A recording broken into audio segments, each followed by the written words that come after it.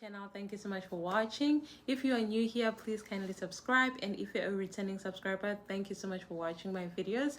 Please don't forget to like, share, and comment. Guys, I really appreciate your support. Please continue watching my videos.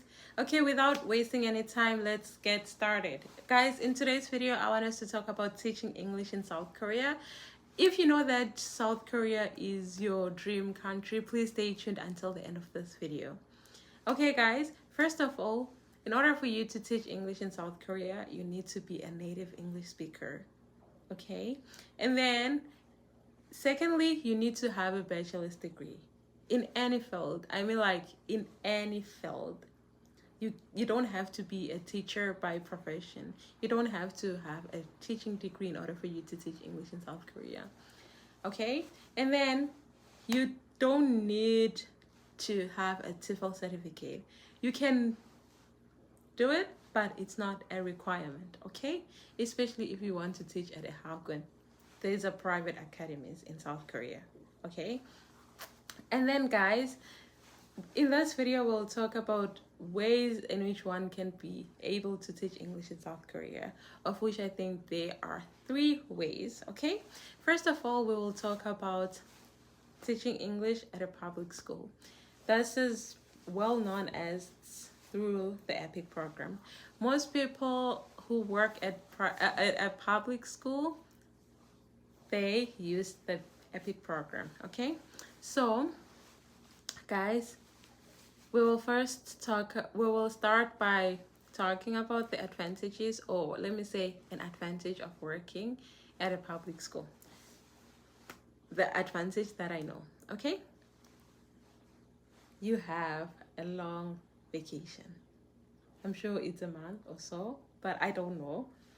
But what I know is that people who work at public schools, they have long vacation days compared to people who work at Hagwons, okay?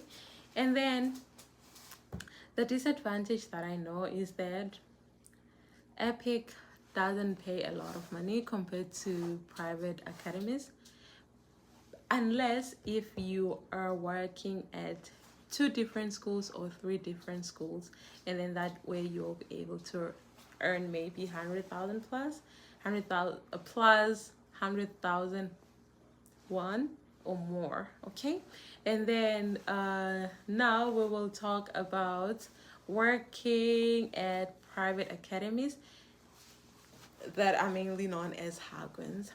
Most people go through Hagwons because they work at Hagwons because the EPIK program process is a little bit long. Like, you guys know that if you want to apply at a public school, you need to do lesson plans, write essays, of which it's hard for some people, and some people applications can be unsuccessful because of the long process. Okay, but with Hagwons you don't need to do all those essays and all that. You can just apply with the recruiter and then you will get your job. Okay, and then the advantage of working at a Hagwon is that you can negotiate for a higher salary, and some Hagwons pay better salaries compared to other salaries, especially if you get a good recruiter that cannot throw you under the bus. Okay, so you guys need to ensure that you use recruiters with a good reputation. And then one disadvantage that I know about working at private academy is that you don't have long vacation days. Some Hagwons can give you 11 days per year, and then some Hagwons can give you 15 days, of which I think is not enough.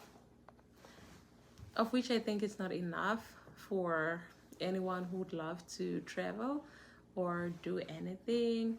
Okay, and then the third way is teaching at an international school, and with international schools I think you need to have a bachelor's degree in education or a PGCE. I'm not really sure about that, but I think those people earn a lot of money compared to people who work for private schools and public schools. Okay, now we're gonna talk about where to find those jobs. First of all, with EPIK program, you can apply directly with EPIK, or you can use different recruiters. Okay, I will leave a list of those recruiters in the description box. And then if you want to teach at a private school, a private Hagwon, a private academy, which is known as a Hagwon, there are so many recruiters, and you can also find direct hires on Craigslist, Dave CSL. Okay, so even on Facebook, if you want to teach at a Hagwon, there are so many places where you can find your job. Okay, so I'll also leave a list of recruiters that you can use if you want to teach at a Hagwon. Okay, and then for international schools, I'm not sure where you can apply for those jobs, but I'm sure you can also get those schools or those job posts at Craigslist or Dave CSL. Okay, and then remember we spoke about having a bachelor's degree. It's not like after having that bachelor's degree you'll just go and teach English in South Korea. No, you need to legalize that degree. Okay, and then you also need to have a police clearance. You need to have a TB test, and yeah, and then you'll be good to go. Okay, guys, and then another thing that I want us to talk about is like the expected salary, or let me say expected salaries for people who would love to work in South Korea. So I think with EPIK you can expect to get from maybe 2.1 million won to, I don't know what's the maximum that you can get if you want to work at a public school. But with Hagwons, you can also expect to get 2.1 million won is your starting salary if you get a bad recruiter. Let me say that. But nowadays, I think most schools start at 2.4, yeah, 2.3 if you are unlucky, and then maybe up to 3 million won. Yeah, and then with international schools, you can like get paid a lot of money.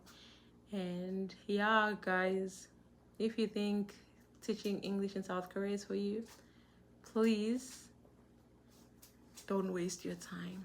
Start applying now. I'm gonna leave the links in the description box. Okay, goodbye.